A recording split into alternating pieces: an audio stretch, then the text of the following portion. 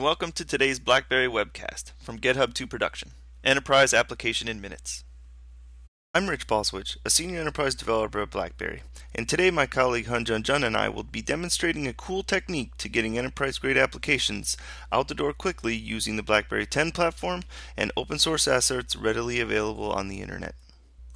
Since 2010, BlackBerry has been contributing open source assets to GitHub repositories for all things BlackBerry. So whether you're targeting the BlackBerry OS, Playbook OS, or BlackBerry 10, there are plenty of samples and examples to choose from. In fact, BlackBerry has over 97 repositories full of hundreds of sample applications, feature implementations, and libraries you can borrow from to use in your application. If you're not familiar with the BlackBerry open source projects, please check them out at the URL below, github.com/BlackBerry. Today's webcast is broken down into three main parts, with a short introduction just to make sure we're all on the same page. When developing applications, especially your first couple, you'll quickly find that most apps contain very similar, if not identical, features and functions. So instead of coding the same thing over, or from scratch, why not borrow from the people that came before you and contribute that piece to open source?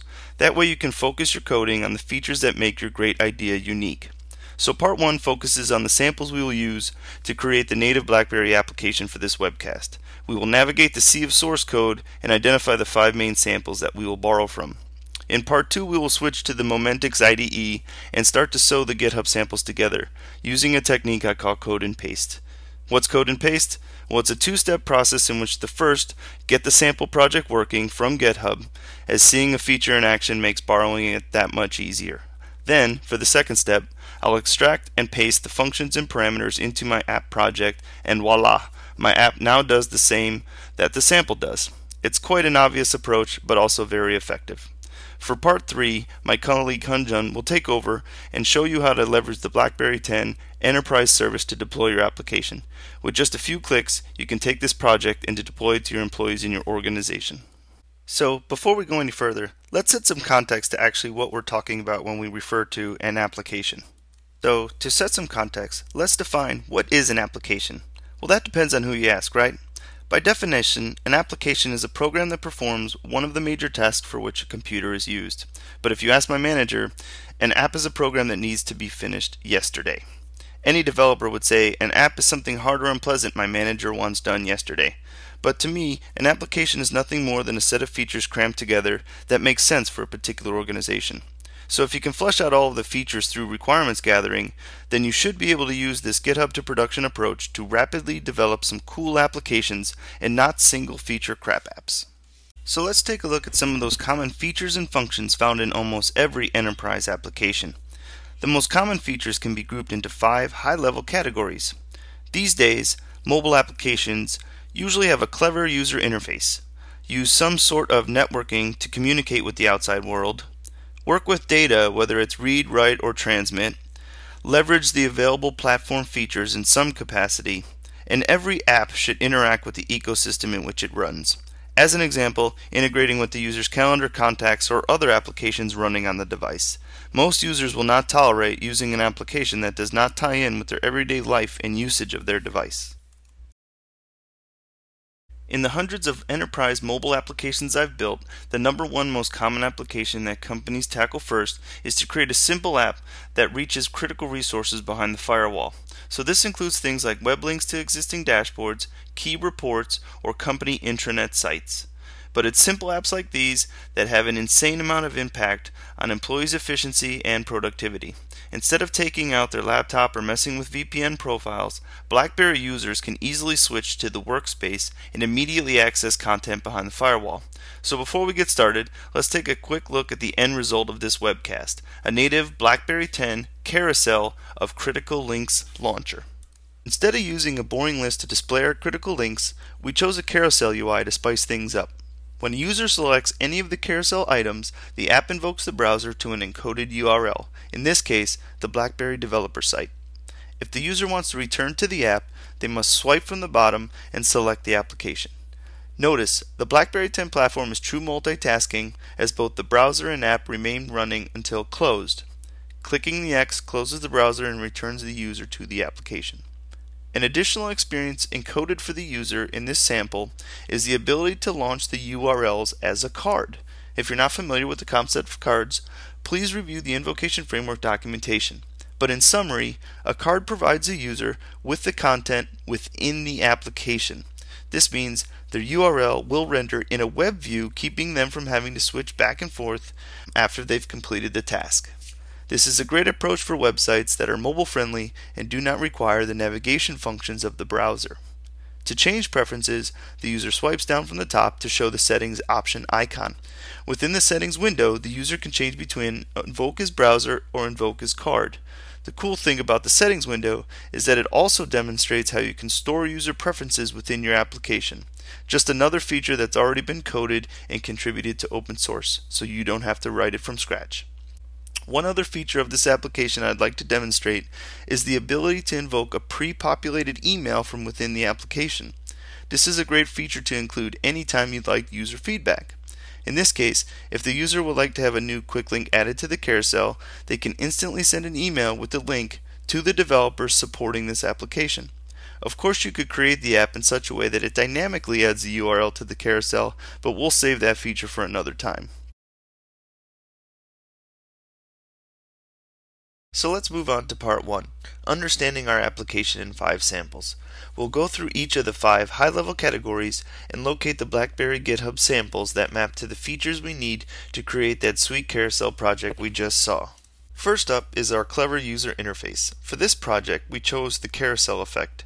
As you can see by the diagram, we can use the carousel sample to display various items, including the URLs to critical resources, as well as our email the developers feature.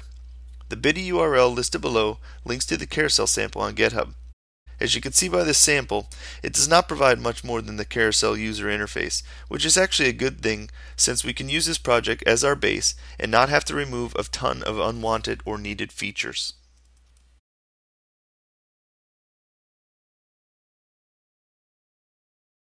Up next, the second of our 5 high-level categories, networking. For this piece, we'll be using a critical piece of the BlackBerry 10 platform, the BlackBerry Invocation Framework. Invocation is what allows your applications to interact with each other, as well as the critical processes and platform services available on BlackBerry 10. As you saw by our demo, we'll be using the Invocation Framework to interact with both the BlackBerry browser and email client on the device. As you can see, our online documentation provides you with a list of native applications that can be used by your application using the Invocation Framework. This list is not all-inclusive, as your application can interact with other third-party apps installed on the device. Those applications will need to be registered with the Invocation Framework, as would your application should you want it available to use by other apps in the ecosystem. Drilling into any of the applications listed, the docs provide you with the parameters you will need to pass to the Invocation Framework to work. As you can see, for the browser, we need a target ID, in this case sys.browser, a valid MIME type, an action to perform, bb.action.open, and a URI, or location to go to, which we will use the developer.blackberry.com site.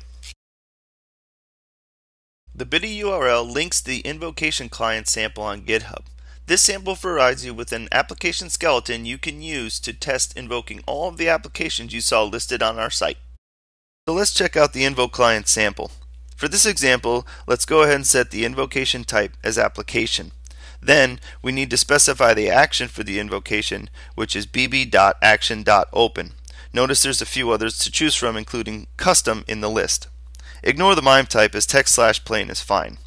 For the URI, we're going to go ahead and enter the quick link that we want launched by the browser, in this case developer.blackberry.com. We clear out the data field as we're not using it. And then we set the target ID to the ID of the application we're invoking, in this case the browser, sys.browser. Then we click the invoke icon and our browser will open up outside our application with the URI we entered. So now we have a sample application that performs the task we're looking for, invoking our browser to our critical link. One of the other features this sample provides is the ability to query the invocation framework itself. You can query the framework to find additional targets that may satisfy your invocation request. Check our online documentation for more details. The third of our 5 high-level categories is data. For this webcast, we will only cover the store and show functions, since these are the only ones we will need for our final application. The bit.ly URL points to the Starship settings sample on GitHub. This sample demonstrates how you can use the platform feature of queue settings to store and show user preferences. The Starship settings sample is quite simple. It shows you the various UI input controls through the Cascades framework and how to save and restore the states and values when the user exits the application. Okay, so let's divert all of our power from the hyperdrive to the sauna. Then we'll go ahead and set our warp speed to ridiculous, enable the Uranus scanner checkbox, and then turn gravity on. Then, when we go ahead and close and reopen the application, you can see that this sample stores and restores all of the settings we had previously set.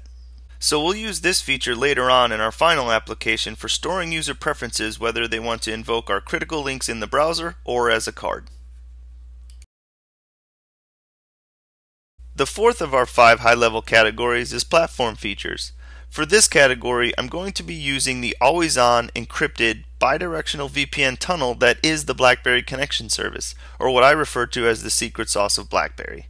Since the BlackBerry platform provides direct connectivity behind your firewall, then we don't need to provide you with a GitHub sample that shows you how to make a connection. It's already baked in. So instead, I'll provide you with a picture of how the connectivity looks in action. Not only does the BlackBerry platform provide secure connectivity to BlackBerry devices, we offer a solution for both iOS and Android too. It's called Secure Workspace. If you haven't heard about BlackBerry as a true multi-device management tool, then please check out our documentation. We did not just build another Bez server with BlackBerry 10, we built an all-encompassing enterprise-grade solution for all things mobile. The key takeaway here is that our final application, as long as the Bez 10 server can see the intranet link we're trying to launch, so can your device with no code needed. Our final high-level category is ecosystem interaction. As I mentioned before, users expect mobile applications to integrate into their daily lives and how they use their device. So if you're expecting a feedback from the user, then you must integrate a feature that automates this process. Otherwise, you'll be relying on the user to take additional time out of their already busy schedule to complete that task. So instead of having them abandon and not provide any additional links for the application, let's go ahead and include an email feature with some pre-populated fields. Luckily, we've already shown you how your application can interact with others, so let's just go back to our online documentation for invocation framework and see how to invoke the email client with those pre-populated fields.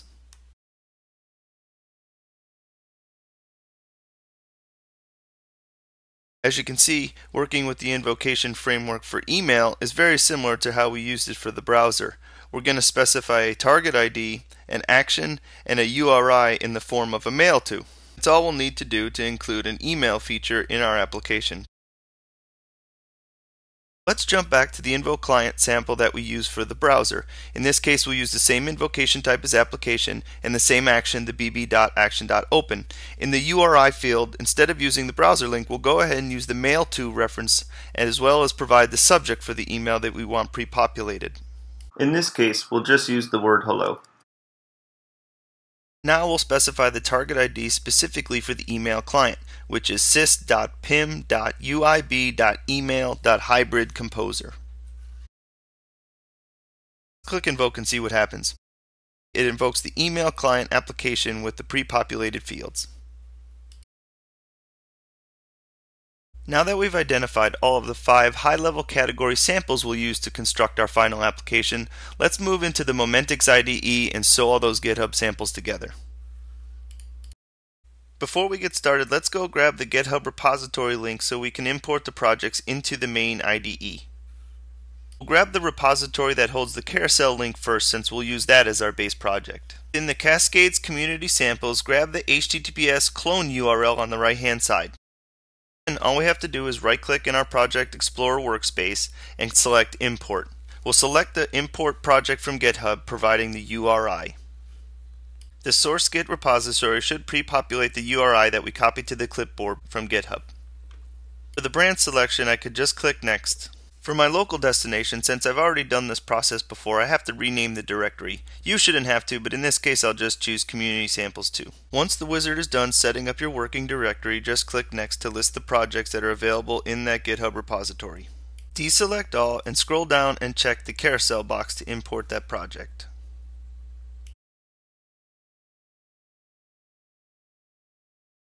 Now that we've imported the carousel, let's switch back to our browser and to GitHub and locate the rest of our samples.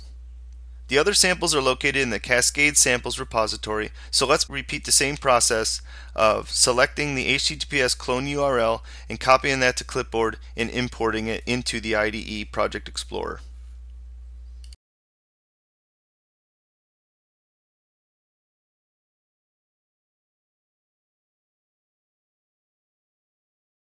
Again, since I've done this process before, I have to update the local destination directory to Cascade Sample 2.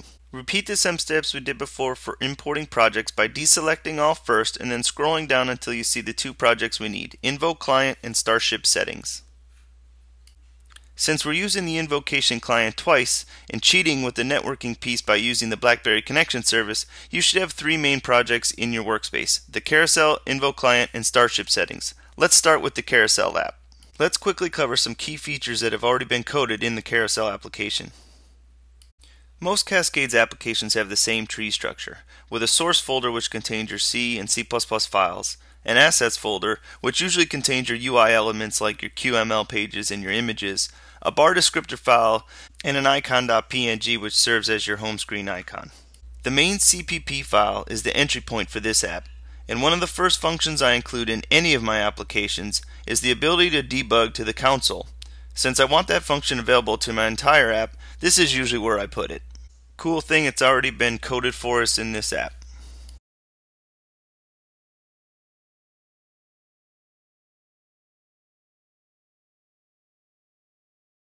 So let's start by looking at the most important feature of this sample, which is the carousel user interface. If you open up the main QML, we can actually see how we're assembling the pages for the carousel and the swipe handler.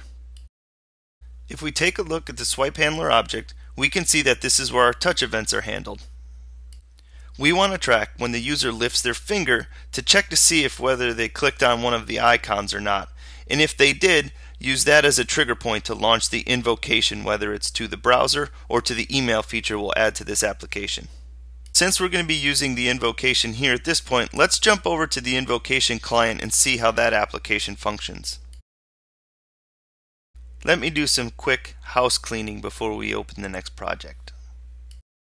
As you can see, the Invoke client is laid out similar to the carousel, with the source folder containing our C and C++ objects, with the assets folder containing our UI elements, our images, and QML pages.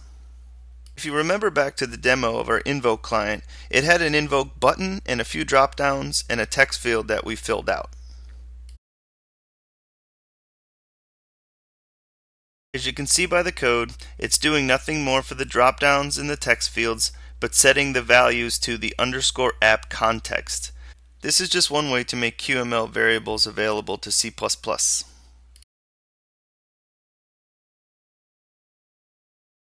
So now let's see how these variables are used when the invocation button is clicked to call the _app invoke function. As you can see, the invoke function is going to create an invocation request. The function validates the length of the variables and then applies them to the request. This next line fires the invocation request and receives an invoke reply. At this point, your user is saying whatever invocation target you had sent the request. Unless there was an exception, then they would be shown a dialog window. Since that's the only function we'll really use out of the Invoke client, let's move on to the Starship settings, where we will find out how to store the user's preferences. Again, this application has the same tree structure as the two previous, making it very easy to navigate through the code. Let's clean up the project exceptions before we get started. It looks like this application is using an older level of the APIs I have currently set up in my IDE. Let's take a look at the main QML page. If you remember back, the Starship settings page was nothing more than a list of UI elements that save the user's state. The cool thing about this sample is that since we're not using any custom controls, we can use the What You See Is What You Get editor to view our layout. So this sample gives us a good list of all the various UI elements and easily make those available to our main application, radio buttons specifically for our user preferences. So let's look at the C++ calls that are used to be able to retrieve values from QSettings and save value to QSettings. These are the two functions that we will want to extract to put into our main application to do the same thing. So let's look at the implementations for these functions. The get value first. It looks like all we do is create a settings object and check the settings object to see if there's a value for the parameters that are passed in. For save value, it's just the same. Whatever value is passed in as a parameter will be saved in QSettings. Okay, so we've showed you all of the samples that we will need to build our application and what they look like running on the simulator.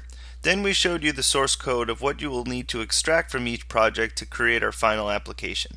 So instead of watching me code and paste, why don't you download the finished product available on our GitHub website in the Bez 10 Cascade Samples folder. In this repository, our final application is located in the Web Launchers project. So let's repeat the steps we've done previously and copy the HTTPS clone URL for importing into the Momentix IDE later. Let's jump back to the Momentix IDE and import our project. We're going to follow the exact same steps that we've done in our previous projects where we use the import wizard and do projects from Git. Since I've done this process before, I just need to change the local destination directory to Bez 10 Cascades 2. In this case, I only want the web launcher project, so I can deselect the other two. Now that I have the project in my IDE, let's go ahead and make sure we can run this project in the simulator. So in order to get this working on our simulator, we have to make sure everything matches. So first, let's check the project settings to make sure it's running against our 10.2 SDK.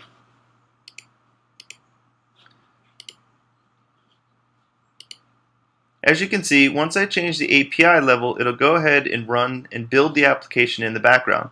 Notice there were no application build errors after changing the API level.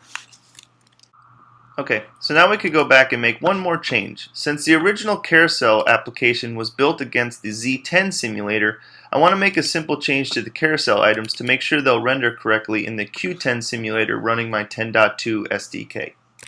Since our Q10 is running a 720 by 720 display, let's go ahead and tighten up the preferred width and set that to 400 and the translation across the x-axis to 153. This will make sure that everything looks tight and centered in the Q10 display. Okay, so let's go ahead and run this in our simulator.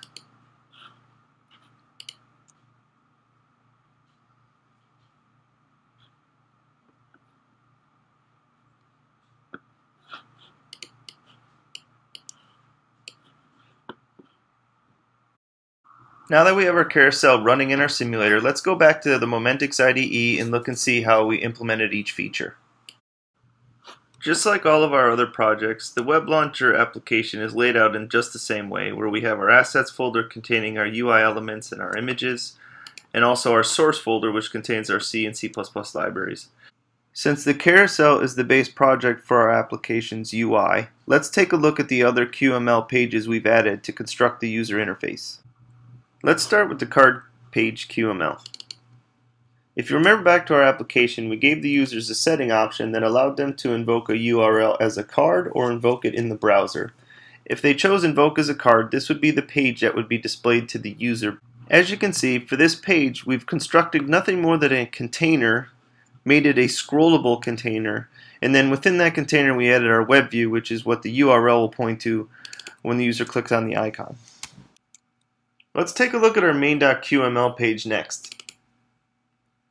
As you can see, our main page is a little bit different than what we had before. In this case, we want to set some variables to maintain state of certain things, like what's the image center after the carousel rotates a few times. One of the other things we didn't cover in a sample is menu definitions. These are the application context menus that you get when you swipe down from the top. This code segment right here is how you create a menu item very simply for the application. We provide a help action, which is our left toast message that comes up when the user clicks on the question mark icon. Next is the settings. We had a little wrench up in the top right hand corner. In this case, that image, when they click on it, it actually pushes the settings page, which we'll get to next.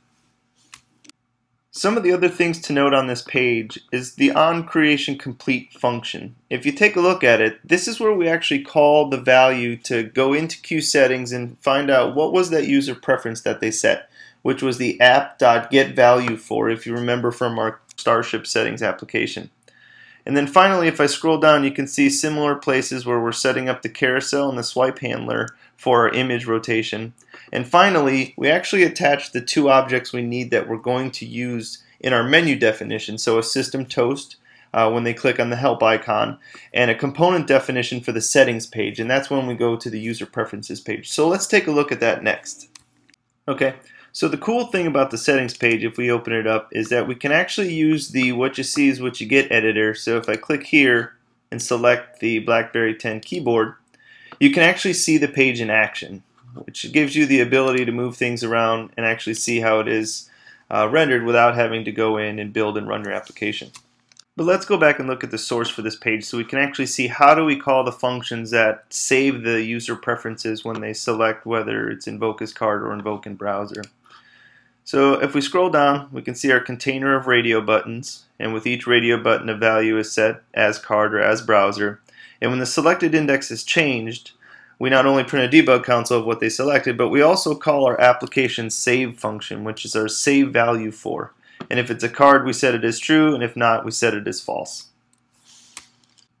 Now, since we copied and pasted these functions from the Starship settings, let's go see how we implemented them in our C++ code. So if we take a look at the carousel HPP, you can see that this is where we created our functions, the get value for and the set value for. And then their implementations go in the carousel CPP. So if I scroll all the way to the bottom, you can actually see that I've copied and pasted pretty much the exact same code from our Starship settings into our main project. Okay, so these two functions take care of what we need extracted from the Starship settings sample, but what about the functions we needed from the invoke client? Let's take a look at those next. Okay, so if you remember back to invocation, we had two things, invoke browser and invoke email. In this case, let's take a look at the invoke browser function.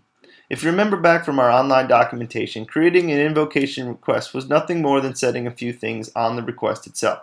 So for example, we set our set target, set action, our MIME type, and our URI. In this case, it'd be the URL that we want the browser to go to. And then all we do is start our invocation. And since we're opening an application like the browser, the application minimizing and the browser opening to their specific URL. Okay, so let's take a look at the final invocation request in our application, which is to the email.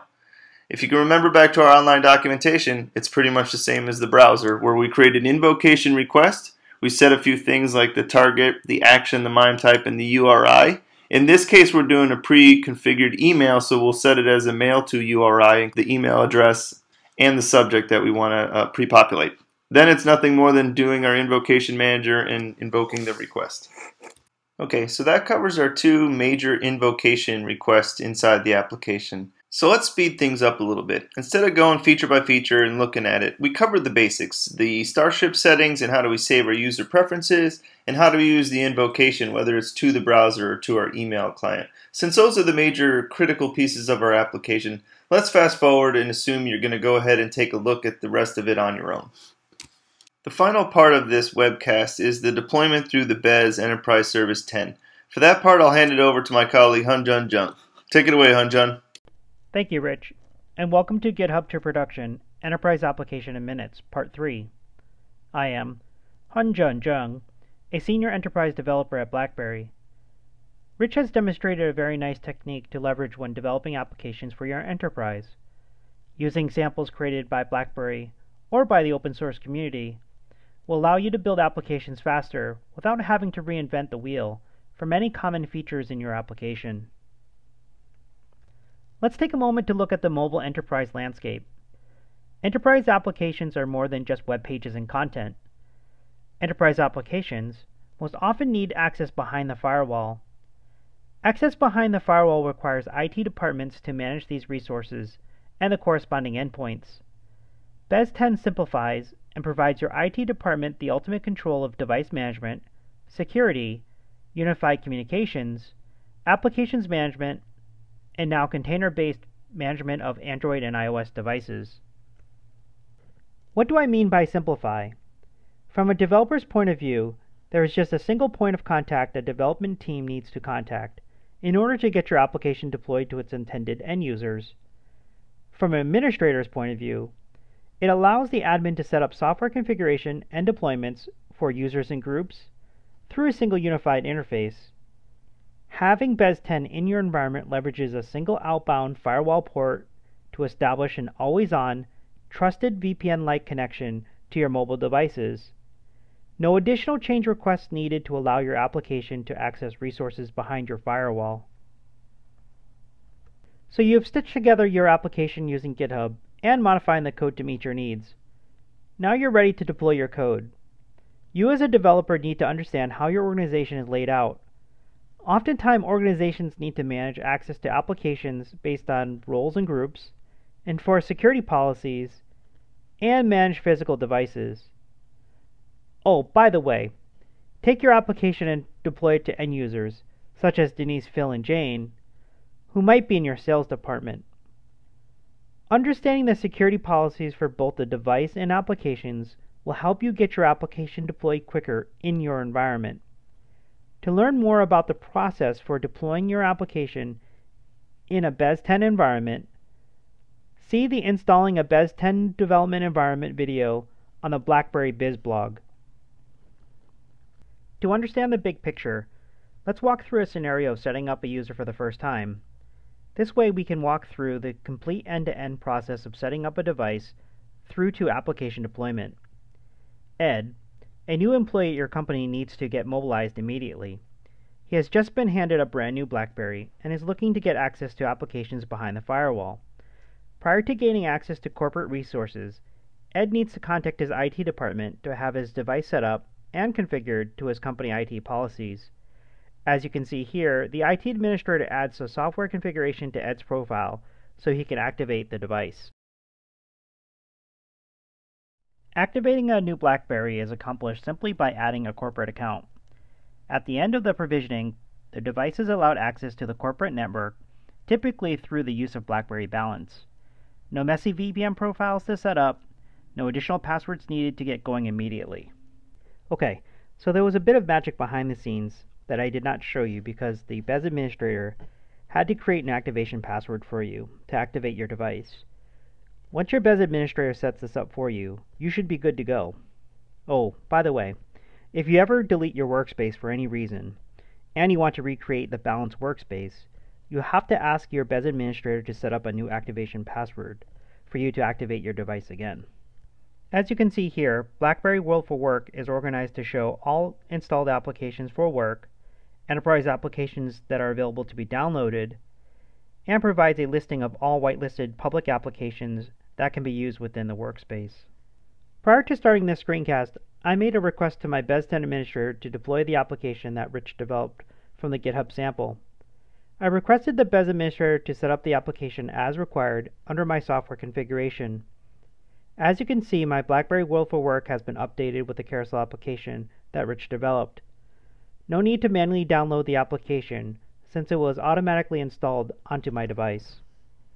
This concludes a brief but very helpful view into how a mobile enterprise application developed for BlackBerry 10 is finally deployed to an end user's device. Learn more at Inside BlackBerry for Business blog, and be sure to follow us on Twitter. My Twitter handle is @OG1dot, Richard @OnlineODB, and BlackBerry for Biz @BlackBerry for Biz. Thanks for joining.